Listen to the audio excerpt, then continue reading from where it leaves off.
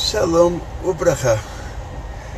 O Arizal nos conta que Deus é a essência do bem e a natureza do bem é fazer o bem.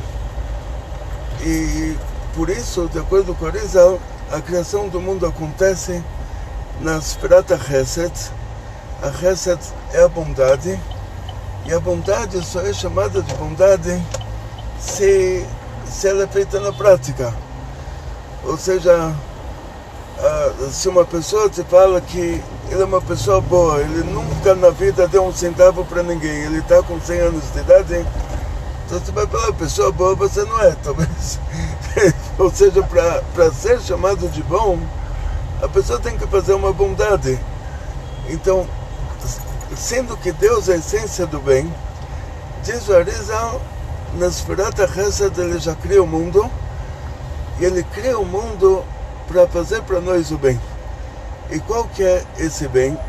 Na prática, vamos dizer assim, a nossa alma, ela surge no Malchut de Atzilut, lá ela se torna parte de Deus. Antes disso, não tem como ela ser parte de Deus. Antes disso, só existe Deus. Para acontecer uma parte de Deus, tem que chegar até essa esfera chamada de Malchut no mundo de Atzilut. Por meio que a nossa alma desce para esse mundo e nós fazemos esse trabalho divino, fazendo com que lá em cima aconteça, que nós trazemos lá em cima a luz infinita chamada Sovev Kol Almin, para dentro dessa luz que preenche todos os mundos.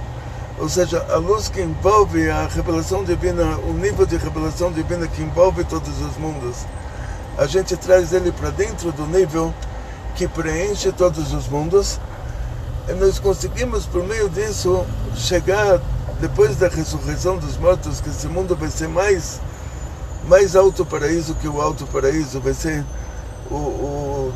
está escrito que 1 hora no baixo paraíso, o baixo paraíso é Olam Abriá, nosso mundo é Olam Asiá. O mundo acima, baixo paraíso, desculpa, Olam Yetzirá. O mundo acima do nosso é o Olam Yetzirá, o baixo paraíso. 1 hora lá é como 70 anos dos maiores prazeres aqui. O mundo acima dele, o mundo da Briá, 1 hora lá é como 70 anos no mundo da Yetzirá. Se no Tchiat HaMetim, se na ressurreição dos mortos, nós chegamos a um nível de esse mundo virá Atzilut, e aí vai justificar as pessoas que estão no paraíso de ressuscitarem, porque senão vai ser uma desonestidade. A pessoa está lá por próprio mérito e agora ele vai ressuscitar, vai descer de nível. Então Deus não faz uma coisa desonesta. Deus me livre, a nossa religião não é como as outras, que não vou entrar em detalhes, mas para a pessoa que está lá no alto paraíso por próprio mérito, para ele ressuscitar, esse nosso mundo aqui vai ter que ser mais alto paraíso do que o alto paraíso. Então ele teria que ser no nível de mundo de Atzilut. Até aí já justificaria para ter uma ressurreição dos mortos, mas não justificaria a criação de tudo isso. Porque sendo que Deus é a essência do bem, a natureza do bem é fazer o bem, e a criação do mundo começa no Sfirat HaChesed, que ele vem nos fazer esse bem, de fazer com que a gente consiga subir a um nível acima do que a gente estava, acima do que não teria como nos criar acima daquele nível. Quer dizer, o único nível que lá a gente se tornaria parte de Deus, nossa alma divina, e Deus consegue fazer com que a gente suba a um nível maior do que o que a gente estava desde o começo. Então quer dizer que esse mundo aqui embaixo, na ressurreição dos mortos, ele vai ser mais alto paraíso do que o alto paraíso, e não só, ele vai ser mais alto do que o mundo do Atzilut, porque se não fosse isso, não justificaria toda essa criação. Então, o Arizal deixa claro que a essência divina, Deus é a essência do bem. E por causa disso a criação do mundo começa no Sfirat HaChesed. E agora, na nossa parashá, nós vemos algumas coisas assim, que elas não batem com essa realidade. Deus manda o anjo Gabriel, para destruir Sodoma e Gomorra, porque eles fizeram tanto mal, mas tanto mal. Eles assassinaram tantas pessoas, eles fizeram tanto mal, que justificou a cidade ser destruída. Lá em cima foi decretado que essa cidade vai ser destruída milagrosamente. Hoje em dia aquele lugar é chamado de Mar Morto, até hoje. Quer dizer, de tanto que o lugar foi destruído, não vou entrar em detalhes da destruição, porque a nossa pergunta os habitantes de Sodoma e Gomorra, eles eram pessoas ruins, e Deus é a essência do bem. Será que Deus, como a essência do bem, faz parte do bem destruir o mal? Será que esse é o motivo que Deus manda o anjo Gabriel para ele destruir a Sodoma e Gomorra? Agora, quando eu falo anjo Gabriel, não tem que imaginar essas obras de arte italianas aí, do italiano lá com asas e colete à prova de flecha. E não é essa a nossa... a gente não sabe o que é um anjo, né? No caso de Abraão, vendo esses 3 anjos, eles apareceram com corpos humanos, assim, como se fossem 3 árabes. Mas, na verdade, a gente não tem uma ideia, não tem como imaginar um espiritual de tão bom, tão lindo, tão maravilhoso que o espiritual é. Então, vamos continuar. Desculpa que eu não tenho outro tempo para gravar a aula, então estou dentro de um túnel, está ficando tudo meio embaçado, mas vamos em frente. O que acontece na prática é o seguinte: a nossa pergunta é, será que Deus, por ser bom, ele tem a obrigação de destruir o mal, e essa destruição é chamada de bondade? Então, na prática, não. Bondade não é destruição. Bondade é fazer o bem, e destruição é fazer o mal. E se esse mal é um mal que a consequência dele é uma coisa boa para outras pessoas, mas para a pessoa que foi feito para ela, talvez não seja uma coisa boa. Agora, se esse mal é bom até para a própria pessoa que foi feito o mal para ela, mesmo assim ele não pode ser chamado de bom. Por isso, quando o mundo foi criado, o mundo começa a ser criado lá em cima, no Chesed de Atzilut. De acordo com o Zohar, era Malchut de Atzilut, de acordo com o Arizal, é Chesed de Atzilut. Só que Deus começa a criar um mundo aqui embaixo, o mundo material, depois que desce aquele Chesed de Atzilut. Ele desce para Bria, ele desce para Yetzir, ele desce para Sia. A criação do mundo começa com o Chesed. O primeiro dia, bondade, expansão, muita luz, muita água. Diz o Rashi, Deus criou tudo no primeiro dia, e as coisas estavam no potencial, depois que foram saindo na prática. Então, no primeiro dia Deus criou tudo. Deus criou milhões de anos-luz, Deus criou tudo. Expansão, bondade. No segundo dia Deus não criou nada. O segundo dia é a Gvurá. Aí Deus fez a separação. Separou entre a água de baixo e a água de cima, ou seja, criou a gravidade, criou limites. E lá não está escrito que foi bom. No primeiro dia está escrito que foi bom, no segundo dia não está escrito que foi bom, no terceiro dia a terra tirou as árvores, a terra tirou as ervas, e está escrito que foi 2 vezes bom. Ou seja, a bondade do primeiro dia existia, mas não tinha como a gente usufruir dela. A bondade do terceiro dia, o homem que foi criado, o homem e a mulher que foram criados no 6º dia, já puderam usufruir da bondade do terceiro dia, que a Tiferet é uma expressão de bondade maior ainda do que a Chesed.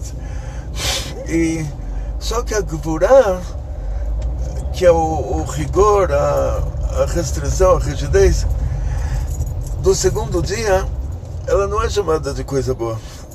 Então a pergunta é, se não é bom, por que Deus criou?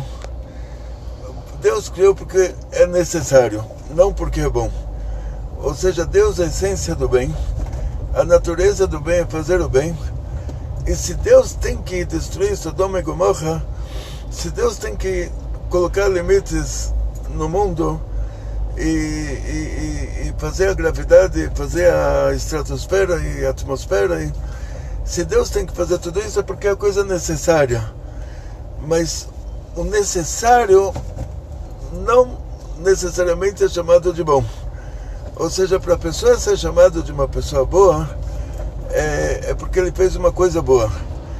E matar um bandido, na hora que o bandido vem matar ele, foi uma coisa necessária, mas ele não pode falar, fiz uma coisa boa.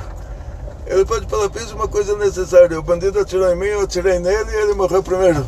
Então, é uma coisa necessária para ele salvar a própria vida. Mas chamar isso de coisa boa, falar, fiz uma coisa boa, ele não pode falar. Então, os habitantes de Sodoma e Gomorra, eles eram os bandidos, eles eram os assassinos, eles estavam lá matando todo mundo. A pessoa chegava lá para se hospedar na cidade, eles falavam, a gente não quer mendigo aqui. Então temos a hospedagem oficial do governo, pegava uma pessoa maior, colocava numa cama menor e falava, agora tem que cortar os pés dela para que ela possa ser do tamanho da cama, para que ela possa dormir confortavelmente, sem estar com o pé para fora. Eles faziam assassinatos, assim, atrocidades tão grandes, e faziam uma propaganda para o mundo inteiro. O mundo não era muito grande, era um mundo pequeno naquela época, era da Mesopotâmia até do Vale do Rio Indo até o Delta do Nilo. E eles fizeram uma propaganda internacional, que olha, pessoa que vem para nossa cidade sem dinheiro, não tem lugar para dormir, ou tem um albergue do governo, o governo já cuida dele. Eles não queriam pessoas pobres na cidade. E eles assassinavam de uma maneira oficial, tipo a Alemanha na Segunda Guerra Mundial. É lei do governo que tem que assassinar. Então Deus fez um milagre e caiu fogo do céu. Deus mandou o malach Gabriel, anjo Gabriel, caiu fogo do céu na Sodoma e Gomorra. E mais duas cidades, uma cidade se salvou no mérito do Lot. E o que aconteceu na prática, o que Deus fez lá não foi uma bondade, foi uma necessidade. Então a necessidade, ela ainda é uma etapa, é uma etapa antes da bondade, vamos dizer assim. Então vamos dizer, no nosso caso como seres humanos, foi o que aconteceu lá. Diz o Arizal que o povo de Israel que nasceu no Egito, você vê lá, tinham coisas sobrenaturais, tipo uma criança nasceu, vem o exército egípcio, que é os Estados Unidos da época, pega uma criança recém-nascida que não matou, não roubou, não fez nada de ruim na vida, e jogam essa criança na água, no rio Nilo. Os decretos dos egípcios antigos contra os judeus, diz o Arizal que esses judeus que nasceram no Egito, o povo de Israel que nasceu no Egito, eles eram reencarnação de 3 gerações. Era a geração que causou o dilúvio e morreu feliz antes do dilúvio. E por causa disso, na hora que eles nasceram no Egito, a criança que nasceu foi jogada na água, que era a retificação daquela geração que, por causa das atrocidades deles, eles causaram o dilúvio. O povo de Israel no Egito era reencarnação da geração que fez a Torre de Babel, por isso eles tiveram que construir o Pitom e Ramsés. O povo de Israel no Egito era a reencarnação da Sodoma e Gomorra. Quer dizer que aquelas pessoas de Sodoma e Gomorra, eles eram almas divinas, almas elevadas, almas divinas. E eles desceram até o fundo do poço de fazer todas aquelas atrocidades. Então o que Deus fez lá, depois de... Uma vez eles eram a geração do dilúvio, depois a Torre de Babel, depois a Sodoma e Gomorra, Na quarta reencarnação, já não tem como fazer teshuvah, já a teshuvah é feita diretamente para a pessoa, ou seja, a primeira reencarnação a gente tem como fazer teshuvah, a segunda a gente podia fazer teshuvah, a terceira a gente podia fazer teshuvah, na quarta o neném já nasce e já recebe o castigo, não dão para ele a oportunidade de ele fazer teshuvah, lá de cima já fazem a teshuvah para ele, ou seja, fazem a retificação dessa alma. O Tribunal Divino já cuida da retificação dessa alma na quarta reencarnação, sem direito que ele faça mais teshuvah, ou seja, a teshuvah já é feita para ele. Tem um remes disso na Torá. Nós sabemos que tem um versículo na Torá que os filhos não pagam pelos pecados dos pais, ou seja, o pai podia ser o maior nazista e o filho um tzadik, e tudo que o pai fez, o filho não sofre nada por causa disso, muito pelo contrário, o mérito do filho, que mesmo ele tendo um pai assim, ele ficou uma pessoa melhor. Então, e essa mesma Torá que diz que o filho não paga pelos pecados dos pais, nos 13 atributos da piedade divina, no final está escrito que Deus vai cobrar até a quarta geração dos que fazem o mal. E para piorar a situação, ainda diz o Rashi que até a quarta geração, quando eles continuam fazendo o que os pais, avós, bisavós fizeram. E isso é exatamente o contrário da Halachá, porque a Halachá a lei judaica diz que não só que o filho não tem que pagar pelo pecado dos pais, mas também que quando os pais se comportavam errado, e eles educaram os filhos dessa maneira, os filhos eles já não são culpados nem pelo pecado que os pais fizeram, nem pelo que eles fizeram, porque o que eles fizeram foi porque eles foram educados dessa maneira. E essa halachá é chamada de Tinok Sheneshba Benakum. É um neném que ele foi preso pelos idólatras, foi levado lá. Então imagina uma criança na Inquisição que o governo espanhol matou os pais e pegou a criança, colocou ele num convento, e a criança cresceu lá rezando para a estátua. Então essa criança ele não é culpado do que ele está fazendo, porque ele foi educado dessa maneira. Então quer dizer que mais ainda, não só que o filho não paga pelo pecado dos pais, o filho não vai pagar pelo próprio pecado se ele está fazendo o que o pai ensinou ele a fazer. Então, como pode ser, como esse versículo diz, que a pessoa que Deus vai cobrar da quarta geração pelas 3 anteriores. Então diz o Arizal que esse versículo não está se referindo ao Pshat, porque ele é contra a Halachá. Esse versículo está se referindo a essa equação de reencarnação das almas. Ele está te dizendo o seguinte, que Deus te dá direito a 3 reencarnações livres, que você ainda pode fazer o bem, você ainda pode se arrepender do mal que você fez nas reencarnações anteriores até, que o que você fez de errado numa reencarnação anterior se repete na atual, para que você possa consertar isso, quer dizer, para que você dessa vez não faça errado e retifique o que você fez de errado por meio da teshuvah. E se a pessoa não retificou, ela na quarta reencarnação é cobrado dela tudo que ela própria fez nas 3 primeiras. Então por isso que a Torá usa esse termo para te indicar assim, como de acordo com o Arizal, tzadik amor, está escrito que é um tzadik, filho de um tzadik. O Arizal diz que isso que está escrito, que ele é filho de um tzadik, está se referindo à reencarnação anterior dele próprio. Quer dizer, ele é filho dele próprio, ele é a continuação dele próprio. Então essa quarta geração não é uma quarta geração de bisavô, avô, pai, filho, é uma quarta reencarnação. E sendo que a Torá é a lei, então a Torá não poderia entrar em assuntos de almas de uma maneira direta, porque isso já é uma coisa mais profunda, já não é a lei na prática, e por isso ela te deixa indicado isso daquela maneira, de uma maneira assim oculta, que é um versículo que ele é contra a lei, vamos dizer assim, contra a Halakha, e ele vem te indicar o assunto das reencarnações. Quer dizer que o que está escrito na Torá, olho por olho, dente por dente, que não tem como colocar isso na prática, é um versículo que ele é contra a lei da Torá. Por quê? Se uma pessoa entra num lugar, tira a dentadura, e ele fala, gente, agora eu posso dar soco na boca de todo mundo, posso quebrar dente de todo mundo, ninguém vai poder me fazer nada, porque eu tirei a dentadura, não tenho um dente.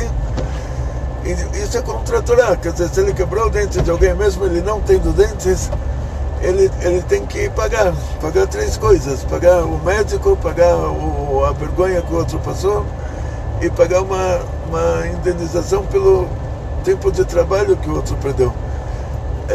Então, na prática, é indenização moral, indenização financeira. Na prática, sim. Por que então esse versículo diz olho por olho, dente por dente? Aí o pshat é que a indenização por um olho não é a mesma tabela que a indenização por um dente. Esse é o pshat. Mas se fosse assim, a Torá poderia falar isso diretamente. A Torá poderia dizer, olha, a indenização por um olho não é a mesma que a indenização por um dente, porque a Torá tem que fazer isso dessa maneira enrolada, que você tem que deduzir isso por falta de opção, porque você sabe que não tem como colocar isso na prática de outra maneira. Diz o Zohar que o olho por olho, dente por dente, ele é real. Se a pessoa não fez tshuvá na primeira reencarnação, não fez tshuvá na segunda reencarnação, não fez tshuvá na terceira reencarnação, na quarta, o que ele fez vai acontecer para ele. Aí vai ser olho por olho, dente por dente. Por isso que esses habitantes de Sodoma, os que faleceram antes da cidade ser destruída, que eles não receberam um castigo pelas atrocidades que eles fizeram, quando eles nasceram no Egito, que eles se reencarnaram já a quarta reencarnação, que a primeira era essas mesmas almas divinas. A primeira reencarnação deles foram as pessoas que causaram o dilúvio, tiveram uma chance, se reencarnaram, podiam ter feito tshuvá, eles fizeram a Torre de Babel, para mostrar que eles foram para o céu e que não tem Deus, e pode matar, pode roubar, pode fazer tudo de errado. A terceira reencarnação deles, eles eram simpáticos habitantes de Sodoma e Gomorra, e fora aquelas 2 gerações, fora assim, até ter o dilúvio demorou muito tempo, então muita gente matou, roubou e morreu feliz. E aquela geração que morreu no dilúvio, aquelas pessoas que morreram no dilúvio, já foi retificado o que eles fizeram de errado. Sodoma e Gomorra foi centenas de anos que existiu esse lugar. Então aquela geração que caiu o fogo do céu em cima deles, eles foram retificados dessa maneira. Mas esses que morreram felizes antes disso acontecer, aí eles nascem de novo no Egito, que é a quarta reencarnação dessas 3 gerações, e lá, esses que eram Sodoma e Gomorra, eles têm que fazer todo o trabalho forçado. E esse que é o final da equação, quer dizer, que Deus, ele faz uma coisa necessária, que não é uma bondade, é uma necessidade de retificar as almas dessas pessoas para que elas possam chegar a um nível de chegar a um baixo paraíso, a um alto paraíso, e depois ressuscitar e chegar a um nível mais alto do que o alto paraíso. Então essa retificação é uma coisa necessária. Então a consequência disso é uma coisa boa, mas ela própria não é coisa boa. Então por isso nosso patriarca Abraão, na hora que Deus revela para ele que vai destruir Sodoma e Gomorra, ele não fala, ai que bom, que coisa boa que você está fazendo, que você está acabando com todos esses bandidos, que bom, olha, ele, ao contrário, ele fala, não, vamos esperar, mas esperar como? Já passou o prazo, Deus esperou até agora. Tipo, eu não sei, uma pessoa me perguntou por que está acontecendo tanta coisa ruim em Israel. Então, a gente sempre faz as contas, a gente espera que vai ter a Geulah, mas junto com isso, a gente tem que fazer tshuva, nós queremos que a vida melhore, a gente tem que nós próprios melhorarmos. Então, nesse caso, Abraão, ele pediu, ele falou, olha, no mérito daquelas pessoas, daqueles tzadikim, daquelas pessoas que não eram ruins, se tiver lá 50 pessoas que não são ruins, 50 tzadikim, 50 pessoas boas, ele falou para Hashem, deixa as outras pessoas, que talvez eles vão fazer tshuva depois. Por quê? Porque Abraão não podia falar, Hashem, não destrua as cidades e espera eles fazerem tshuva. Porque Hashem já tinha esperado. É tipo você falar assim, o Estado de Israel foi fundado há 70 anos atrás. E depois de 70 anos que Deus está esperando a gente fazer tshuva, tem lá maiores passeatas do mundo de assuntos que são contra a religião judaica. Então, vamos dizer assim, se Abraão tivesse que rezar hoje por Israel, Abraão diria para Hashem, espera que a gente vai fazer tshuva.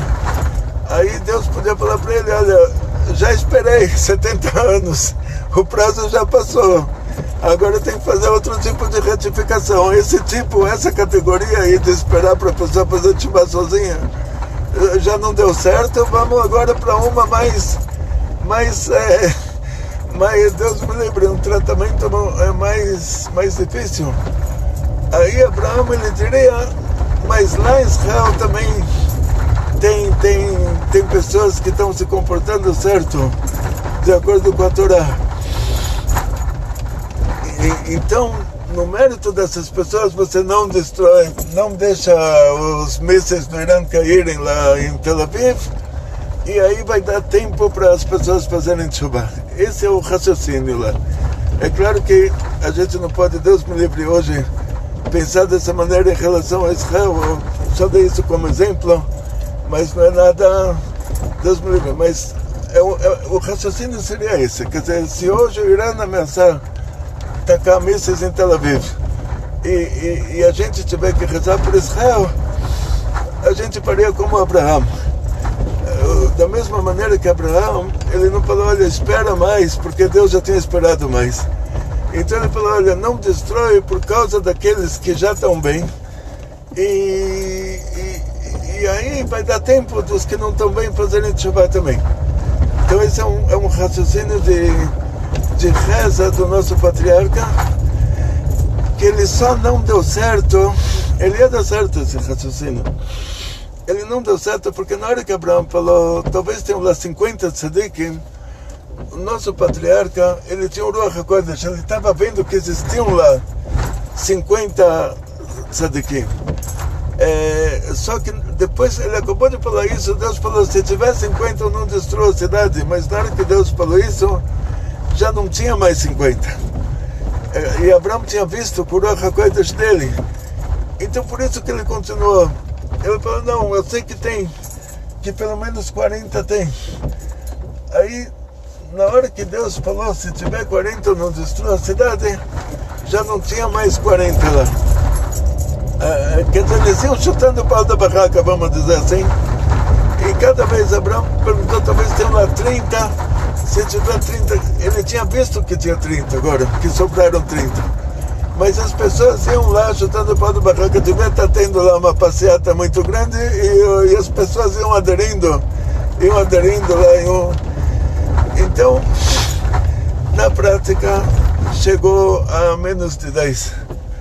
Aí Aí Deus falou, se tiver 10 ele não destrói a cidade. E Abraão sabia que agora já não tinha mais 10, mas ficou assim, quer dizer, se não tivesse 10, não justificaria não destruir a cidade, porque o tempo, o prazo lá em cima para eles fazerem chuva foi um prazo muito grande, e esse prazo tinha terminado. Então tinha que ter outro motivo para eles fazerem chuva. Tipo assim, o Noah, ele construiu a Arca de Noé durante 120 anos. E era o prazo que eles tinham para fazer chuva, o prazo final. E ele ia falando para as pessoas, se vocês não fizerem chuva, vai ter dilúvio. Então existe isso. Então na hora que Deus, como essência do bem, ele manda um anjo responsável pelo lado esquerdo, que é responsável pela retificação, vamos dizer assim. E chamar isso de coisa boa, falar que foi bom que Deus destruiu Sodoma e Gomorra. Se fosse bom, Abraão não teria pedido para Deus não destruir Sodoma e Gomorra. Se fosse bom, Abraão teria pedido para Deus destruir mais rápido. Não dá um prazo tão grande para eles fazerem chuva. Então a gente tem que sempre pensar dessa maneira, que o certo é que Deus quer de nós, como nós queremos dos nossos próprios filhos, que eles se comportem melhor. Deus quer de nós um comportamento melhor. E eu te falo, desde um básico assim, de não matar, não roubar, não dormir com a mulher do outro, até um nível maior, como é pedido de cada judeu, que ele cumpra 613 mandamentos, dos quais uma parte deles a gente consegue cumprir hoje, outra parte vamos conseguir cumprir só quando o Mashiach chegar. Então, quando a pessoa se comporta errado, de maneira expressa, tipo, vamos dizer assim, Deus pediu para nós como judeus de guardar Shabbat. Agora chega o governo de uma cidade, o governo de uma cidade judaica, vamos dizer, no caso seria a prefeitura de Tel Aviv, eles determinam que os ônibus vão andar no Shabbat. 7 horas depois caem lá mísseis do Jihad e as pessoas começam a ligar uma coisa com a outra. Falam, pera, 7 horas atrás a prefeitura determinou que oficialmente o governo determina que tem que profanar o Shabbat, e 7 horas depois os árabes começam a atacar por outro motivo, lá, por motivo que eles dizem que Israel é um país árabe e que se os judeus quiserem morar lá, vão ter que morar abaixo de um califado aí de não sei o que. Quer dizer, não importa para eles que tenham lá judeus, só importa que o país seja um país árabe, né? Tipo, no Irã também tem judeus. Então começa o maior pega-pega lá entre o governo de Israel e os árabes, e começa a cair mísseis em Israel inteiro. E se a gente se aprofundar um pouco nesse assunto, tem um vínculo entre uma coisa e outra. Quem somos nós para dizer que existe esse vínculo? Mas esse vínculo existe. Quer dizer, a gente está sentindo um cheiro que tem uma conexão entre uma coisa e outra. Ou seja, a gente não tem como saber de verdade se o fato da prefeitura de Tel Aviv ter determinado que obrigatoriamente o Shabbat vai ser profanado, e os árabes terem começado a atacar imediatamente 7 horas depois disso, a gente não tem como saber. Eu não tenho como ir lá no tribunal divino lá em cima e perguntar se tem um vínculo entre as duas coisas, mas a gente sente um cheiro, a gente vê que está muito na cara assim, para não ter nenhum vínculo. Então a gente tem que rezar para o tribunal divino aumentar o nosso prazo, vamos dizer assim. A gente, 70 anos para fazer chuva ainda não era suficiente, a gente vai precisar de mais tempo. Então vamos pedir para Hashem para ter a Geulah imediatamente, para ele mandar Mashiach e levar em conta que já o atraso em relação a Geulah está muito grande e levar em conta a nossa situação, que a gente talvez não, se depender de nós, não, se depender da nossa tshuva, talvez ela não vai acontecer. Então já dá a Geulah para a gente sem tshuva e Shalom al Israel. Então, em resumo, assim, Deus é a essência do bem. E isso que Deus falou para Abraão, que ele vai destruir Sodoma e Gomorra. E Abraão teve que rezar para Deus não destruir. E no final, Sodoma e Gomorra acabaram destruídos. Então, coisa boa, isso não é, isso é coisa necessária. Mas tanto Deus, que ele falou para Abraão rezar, porque realmente Deus queria uma justificativa, que a gente desse uma justificativa para a cidade não ser destruída. E mesmo Abraão rezando, a cidade não colaborou. E eles foram lá chutando o pau da barraca. Abraão ainda poderia, com a reza dele, poderia salvar a cidade, mas conforme o tempo foi passando lá, enquanto Abraão rezava, as pessoas eles estavam fazendo coisas ruins. O mal ia continuando. Então, por causa disso, assim, Deus quis que Abraão rezasse para a cidade não ser destruída. Abraão rezou para a cidade não ser destruída. Quem não colaborou foram os próprios habitantes da cidade, que eles que não só que perderam a oportunidade, mas eles podiam ter dado um motivo, podiam colaborar, tipo assim, no exemplo que eu dei, Prefeitura de Tel Aviv agora fazer uma lei que quem não tiver dinheiro para comprar vinho e halot para Shabbat, que a Prefeitura vai participar, no lugar de fazer a lei que é obrigado o ônibus a sair no Shabbat. Tipo assim, eles têm que participar com alguma coisa. A cidade que está em perigo tem que participar de alguma maneira. Não adianta só os tzadikim rezarem para que nada aconteça. A cidade própria tem que participar de alguma maneira. E a Sodoma e Gomorra, no caso da nossa parashá, eles não participaram. E por causa disso terminou como terminou. Quer dizer, Deus quis que a retificação fosse de maneira positiva por meio da tshuva. Deus pediu para Abraão para ele justificar isso, para que Deus possa justificar isso em frente ao tribunal divino. Abraão rezou, entendeu o que Deus está querendo dele, mas afinal de contas as próprias pessoas de Sodoma e Gomorra, eles não participaram com nada em relação a isso.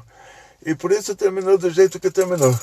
Então agora a gente aprende dessa parashá que sempre que estamos numa situação parecida, que está caindo lá o fogo do céu, a gente tem que rezar, a gente tem que fazer tshuva, mas as pessoas da cidade também têm que participar dessa. Não adianta só a gente rezar e fazer tshuva, eles também têm que fazer alguma coisa por isso. Então, vamos rezar para que eles façam também alguma coisa por isso. E muito sucesso, muita saúde, muito dinheiro, muitas felicidades. E nunca se desanimar, reza, pensa positivo e tudo vai dar certo. Kol tu betzlacha.